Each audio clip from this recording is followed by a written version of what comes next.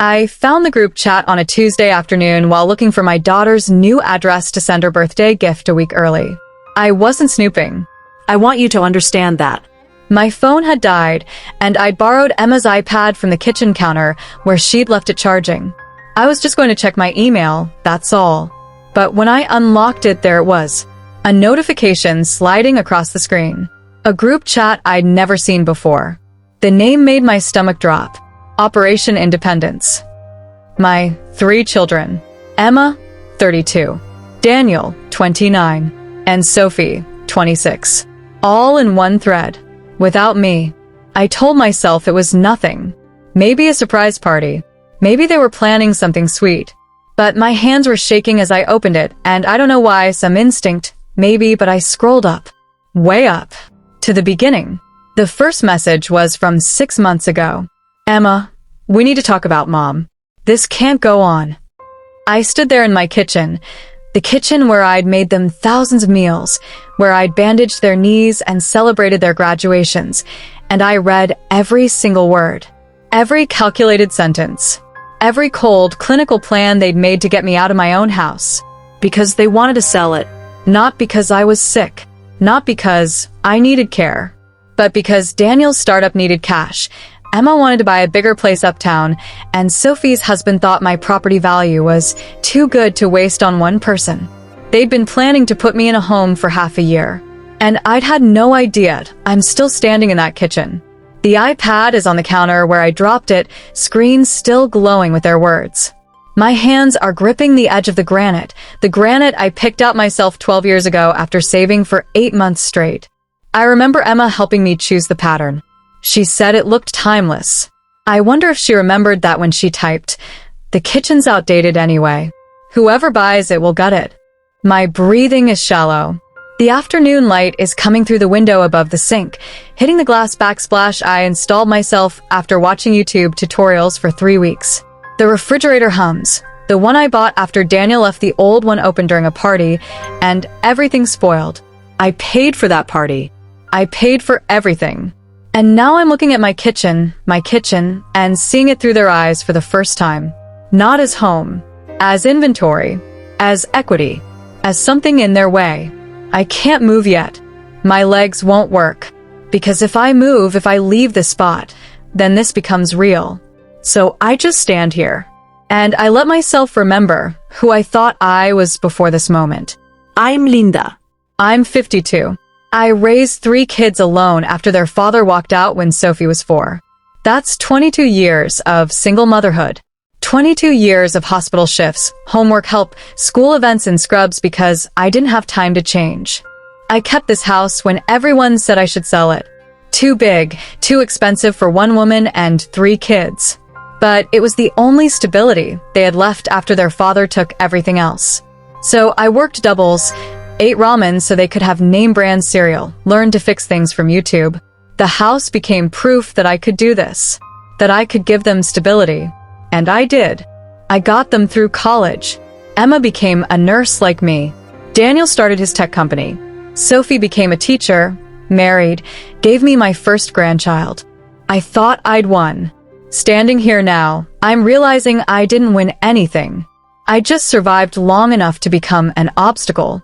The messages keep going. I keep scrolling. Daniel, once we sell, we split it 3 ways. Fair's fair. Emma, she doesn't need that much money anyway. What's she going to do with it? Sophie, maybe we set aside a little for her expenses? Emma, we'll cross that bridge when we come to it. $750,000. $250,000 each. They'd spent my house before I was even gone. Something cold slides into place in my chest. It's not anger yet. It's clarity. For the first time in 30 years, I'm seeing my life without the filter of motherhood, without the instinct to protect, to excuse, to understand. My children don't love me. They love what I can give them. Then I hear the front door open. Mom? You home? It's Emma. She's early. I hear her footsteps, and then she's in the doorway, smiling, holding a shopping bag. I brought you those vitamins you mentioned. She stops. She sees her iPad in my hands. She sees my face. Mom, she says carefully, what are you doing with my iPad? I was looking for your new address, I say quietly, for your birthday gift. She relaxes slightly. Oh. Well, you could have just asked. I found something else instead. The color drains from her face. I turn the iPad around, show her the group chat, show her own words. She trusts me most. Mom. Her voice is barely a whisper. I can explain. Can you? Emma tried to spin it, said I was taking it out of context, that they were just worried about me, trying to figure out how to help. We just want what's best for you, Mom, she said, tears in her eyes. I let her talk. Then I said, very calmly, you wrote that I'm stubborn, that I'd never agree unless you made me think it was my idea. You calculated the sale price, Emma. You divided my home into thirds. Mom, you planned this for 6 months. The tears stopped. Something harder slid into her eyes. You weren't supposed to see that, she said. Not I'm sorry. Just, you weren't supposed to know. You're being dramatic, she continued. We were trying to have a difficult conversation in private. That's what adults do. Adults don't gaslight their mother for half a year. She flinched but didn't deny it. The house is too big for you. You're 52 and alone. What are you going to do when you're 70, 80? I was thinking I'd leave it to my children someday. I was thinking it would be their inheritance. Someday could be 30 years from now, Mom. She stopped, caught herself. You need what? I asked softly. Money? Now. She looked away, and I knew this wasn't about my safety. This was about Daniel's failing business and Emma's real estate ambitions and Sophie's husband whispering about how much my house was worth. I was never a mother to them.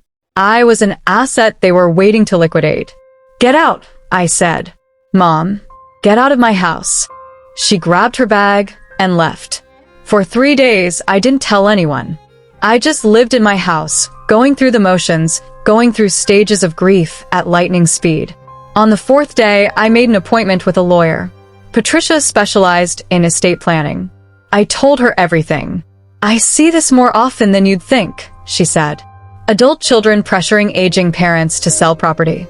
They're not getting it, I said. We spent 2 hours going through documents. Living trust.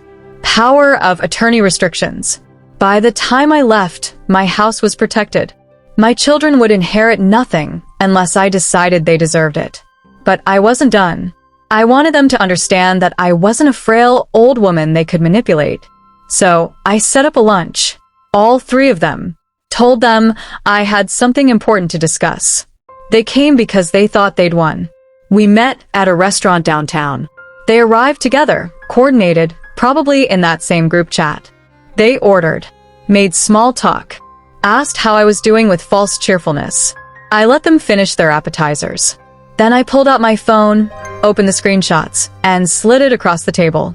I found this, I said. Emma's fork stopped. Daniel went pale. Sophie looked like she might cry. I told them about the trust, about the lawyer, about how the house was no longer part of their future. You wanted me out. You wanted to divide my home like a business transaction. So now you get nothing. Daniel spoke first. You're being unreasonable. You calculated how much you'd each get. You spent 6 months manipulating me. And I'm unreasonable? Sophie was crying. We were just trying to help. No. You were trying to help yourselves. Emma stood up, chair scraping. Fine. Keep your house. But don't expect us to take care of you when you actually need help. Don't expect us to visit or call, or be there when you realize you pushed away the only family you had. She left. Daniel followed. Sophie stayed, tears streaming. I'm sorry, Mom, she whispered. Maybe she meant it. Maybe she didn't. That was 8 months ago. I haven't spoken to Emma since. She blocked my number, erased me completely. Daniel sends occasional texts when he needs something. I don't respond. Sophie tries hardest. Calls every few weeks, crying, apologizing. Sends photos of my grandson. He's 3 now, and I'm missing it. She knows that hurts. Part of me wants to forgive her. But every time I remember her words, I feel bad, but Mom's so stubborn. She felt bad, but she did it anyway. Here's what I didn't expect. I'm not lonely. I thought losing my children would feel like losing everything. But instead, it feels like shedding weight, like taking off a coat that was suffocating me. I've started living for myself for the first time in 30 years. I repainted the living room a deep blue Emma would have hated. I adopted a dog named Gus. I joined a book club and made real friends.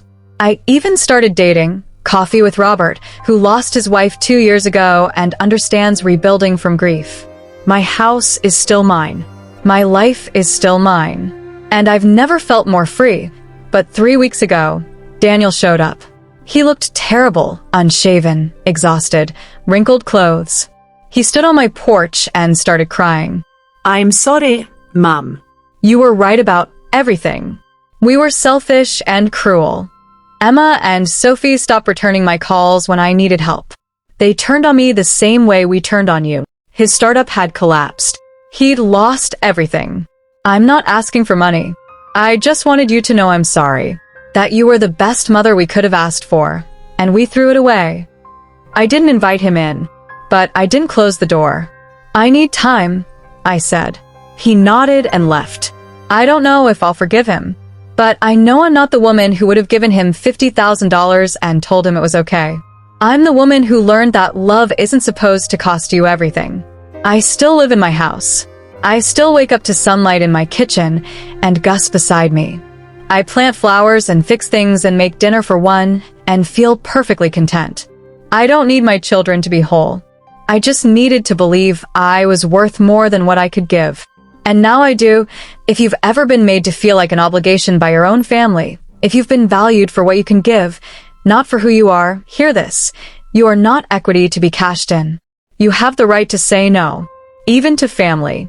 If this story of survival hit home, subscribe for more stories about reclaiming your worth. Leave a like if you believe setting boundaries isn't cruel, it's freedom.